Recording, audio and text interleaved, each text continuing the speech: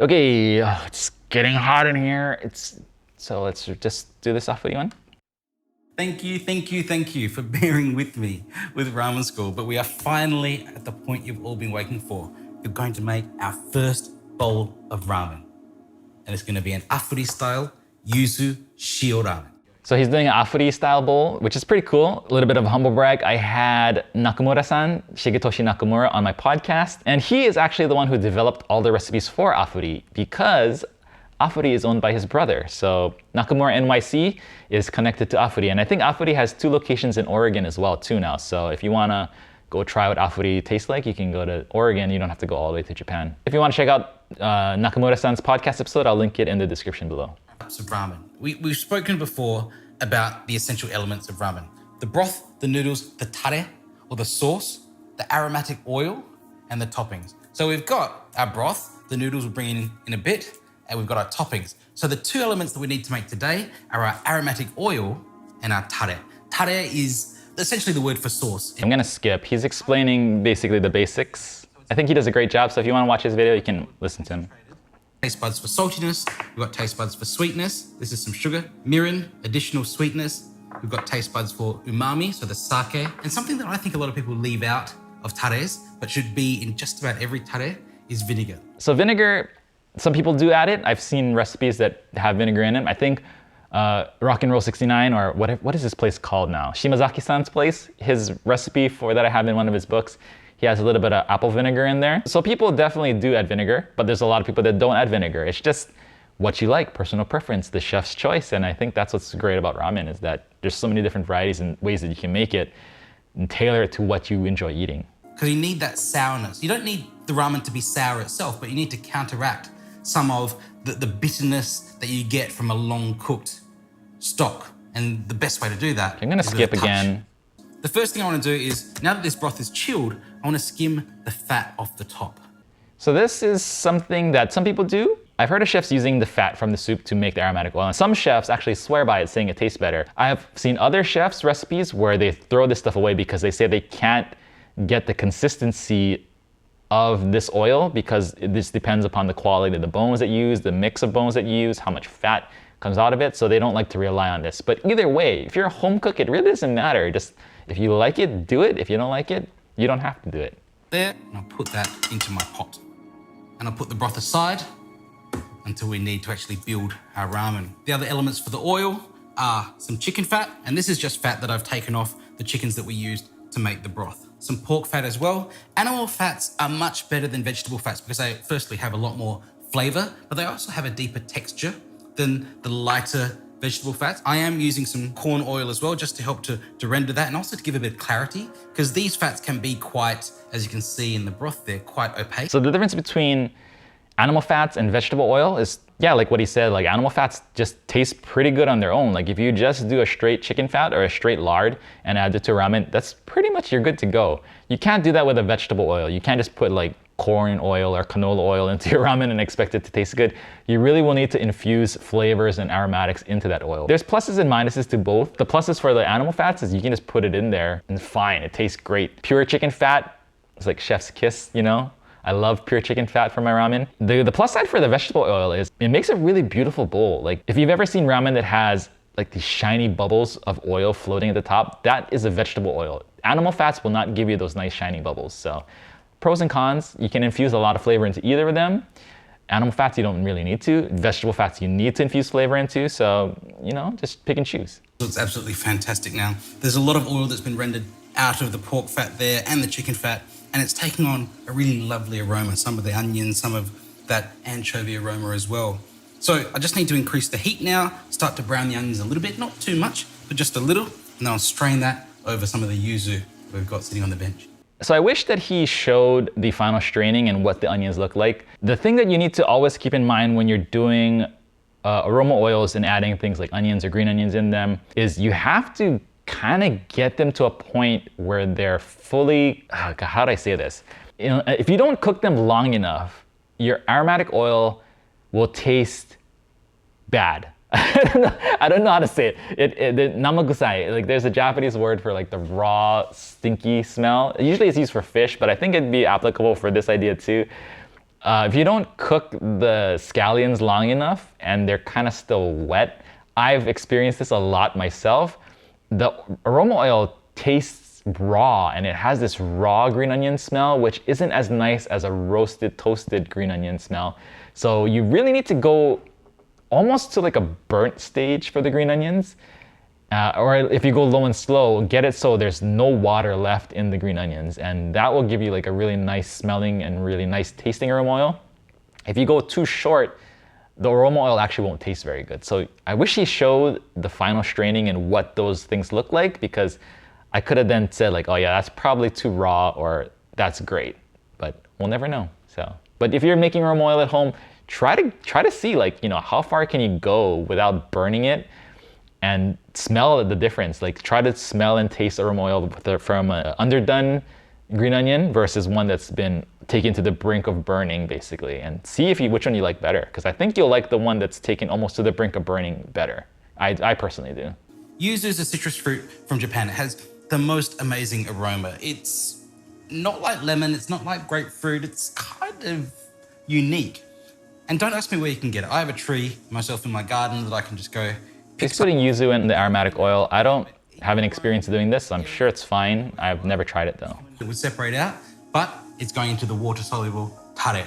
So all of these ingredients and all the ingredients that you can taste with your tongue tend to be water-soluble, and the aroma type ingredients tend to be oil-soluble. So you could ask, say, the anchovies. What do I want to get out of the anchovies? They can give me an umami, water-soluble umami taste from being a dried anchovy, or it can give me a slightly fishy fish oil aroma. So if I put the anchovies into the tare, I'll get a more umami taste. If I put the anchovies into the oil, I'll get more of a fishy aroma. I think it's really cool. He's being really thoughtful of the final bowl that he wants to create, where he wants to place flavors, aromas, and ingredients. And it's really cool to see, because I think a lot of people don't think about it enough, myself included, until recently. So it's really refreshing to see a YouTube video on how to make ramen where he's talking about these kind of ideas, like putting thought into it, not just dumping things in without thinking. It's really cool. So now for the tare. The tare could not be more simple. So he's gonna make tare now. Let's take a look at his ingredients and ratios. Salt, sugar, our sake and mirin. And to bind it all together, I'll add about 1 cup of broth that we've already made. This now just needs to go into the heat to dissolve the salt and sugar. I'm gonna have to look up the ratios, he didn't say. So that seemed like a lot of sugar. Let's take a look at the ratios for what he did. I think he has a recipe in here. It seemed like a lot of sugar. Let's see, shiotare, 60 mils sake, okay. 100 mils of mirin, that seems like a lot of mirin.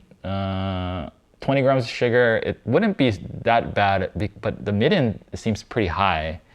75 grams salt, 250 grams of the chintan broth. So he's using the stock as the base of the shiotare. That's fine. I've seen recipes do that. It's just the amount of, it's like almost half of the broth is matched with mirin, and with the 20 grams of sugar as well. It just seems like it'd be a little bit sweet, but I don't know. Maybe with the vinegar and the yuzu and the salt, it'll kind of balance that out, but I like tares that are like, oh God, that's too salty.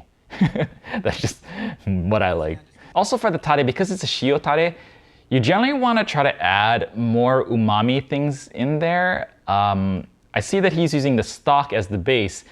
The stock does have the dashi components, but because there's no soy sometimes with shio tares, and soy has glutamates in it, you generally would want to add a little bit something else. So either like a dashi on its own, or maybe just like some MSG or something. And a lot of shio ramens will have something else extra for the extra umami, but maybe it's not necessary. Maybe the soup has so much umami in it that simple shio tare like this is good enough without any added umami. And here is our tare. Very, very clear salt shio tare. And to finish that off, I'll add a touch of vinegar and also juice from this yuzu. Citrus and shio ramen is actually like a really, really good combo. I really, really like it. Like just if you've ever made chicken with lemon, it's a really nice pairing. And so if you do like a chicken stock with a tare that has the citrus accents, or you just cut lemon slices and put that on, like a lemon shio, it's really, really good. And yuzu shio, really, really good too. So I'm sure this probably tastes pretty good. It smells beautiful. I'll throw some of my yuzu A cool into the idea, never cooling tried it. oil, and the remainder that I have here will keep for garnish. Okay, I'm gonna skip. This video's getting kind of long. Plenty around and buy it from them. I think this is one of the most important things that you need for making ramen, because you want to make one serving at a time and you can't be fishing around in the water to get out every single noodle. So this device is called a Yukiri, basket strainer or whatever. In Japanese, Yukiri, like hot water cutter. If you translate it literally, that sounds so silly. But this one seems really weird. Like it doesn't seem like it would keep the noodles in the basket. It seems like the noodles could kind of slip out through the bars there. And also, this for me personally, like when I'm making ramen just for myself, like one serving, I don't even bother with the Yukiri because you can just put the noodles right into the pot and then you just strain it out into like a strainer and it's way faster. But if I'm making more than one serving, I always use a Yukiri, so yeah. I like my noodles as firm as possible, what's known in Japanese as barikata. Yeah, barikata is the firm noodles, and it's kind of interesting that he knows these terms. Like I said, it's not things that normal Japanese people know even, so it's pretty cool. So, because of that, I think the noodle should be the last thing that goes into the bowl before the toppings go on. So the first thing I want to get in is the soup. The soup first is kind of strange, but I can understand the thought process of soup first. If you are making a brand new tare and you want to figure out how much tare to add, you can put the soup into the bowl first and then kind of adjust the tare amount, measure it and adjust and taste, and you can kind of dial it in that way. So I don't see too much of a problem with it. Usually people, when they have it all dialed in, they'll just tare oil, soup comes in last, the last possible second right before the noodles. The bowl is nice and hot. First, I want to use the stock to warm the bowl. So I add the hot stock to the stock to warm the bowl is kind of weird too. I mean, usually people use hot water or they'll steam it over the noodle cooker using the hot steam to heat it up, or they'll just stick it in the oven, heat up the bowl. But it's great that he's heating up the bowl first. I think this is a step that a lot of people don't think about, but if you heat the bowl up first, when you put the hot soup in, the bowl will be hot, so it won't cool down your soup super fast. It's a great idea, just that using the soup to heat it up is a little bit strange, but maybe just for himself, and he knows the bowl is super clean, it's fine. Dump it back into the soup and then eat it later, but just usually people won't do it this way, but it's a great idea to warm up the bowl. The bowl and then pour it back out. It's really important to know the volume of your ladle. It will be printed on most ladles. This is 120 mils, so I know to get the amount that I want, which is 480 mils of stock, I need 4 ladles. 480 mils of soup is a lot of soup. Because you think about it, you're gonna have to add tare and oil, so it's gonna end up being probably 400. It's probably gonna be like 500 mils of liquid of soup, and that's like 2 cups of soup. It just seems like a lot of soup to drink. Usually, most people will go like 300 mils with the tare, 20 to 30, so it's like, and with aroma oil like another 10.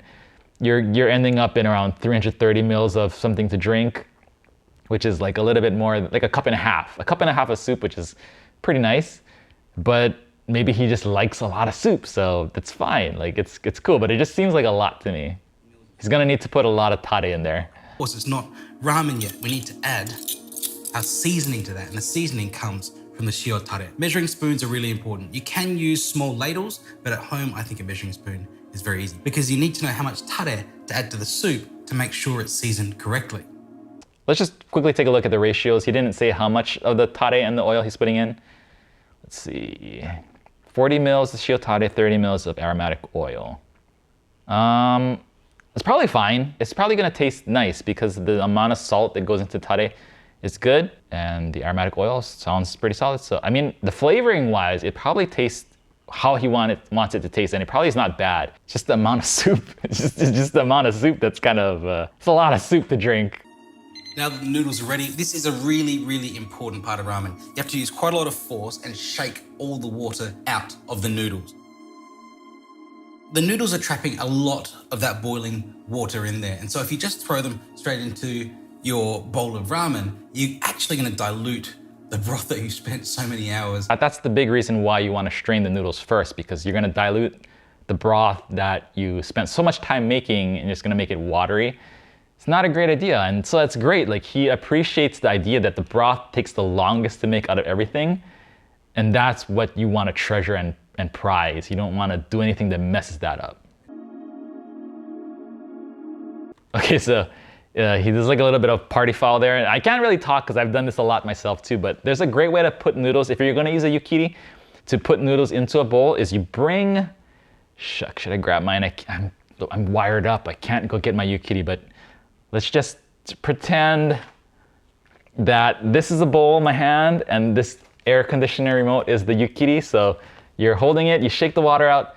This is the edge of the bowl. Okay, I'm gonna make it like this, the edge of the bowl. You bring the yukiri to this edge of the bowl and then you kind of lay the noodles out like this rather than splashing them in like this. Because if you do it like this, it's gonna just splash out of there. But if you bring it to the edge like this and then you kind of like lay it in, kind of like you would lay a steak into a hot pan, you'll have less chance of the soup just splashing all over the place. So it's a better way if you want to use a yukiri to do it like that, like kind of like lay it out that way. Great, so he's doing a noodle fold. The noodle fold, some people might think it's just for decoration and it does look really nice if you do a really nice noodle fold. I think some people get too serious about it and try to make it perfect. But the main idea is you want to create a platform for your toppings, because if you don't fold the noodles like that, you add the toppings in, it's just gonna sink to the bottom. So I think a lot of people will, because they'll realize like, oh, the toppings are sinking, I gotta put it along the edge. But if you do a noodle fold like this, you can just put the toppings right on the noodles and the noodles will keep it up like a platform. So it's really a good idea. So it's really cool that he's doing it.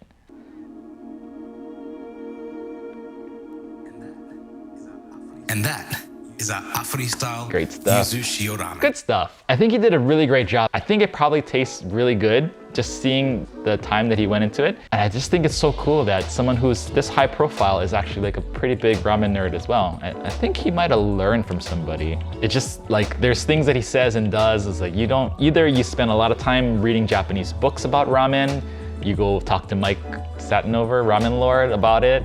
But yeah, overall, I think Adam did a fantastic job, especially for someone who isn't just investing all of his stat points into ramen like myself. You know, like I can't cook anything else except ramen. So all of my stat points into the ramen category if I'm playing the cooking RPG. But yeah, great, good job, Adam, and thank you guys so much for watching. And let me know who you would want me to break down next. I mean, I got a lot of requests for Google Foods, so that's probably gonna be the next one. But if there's anybody else that I'm missing, just let me know in the comments below. Thank you all so much for watching and I'll see you all in the next video. Peace.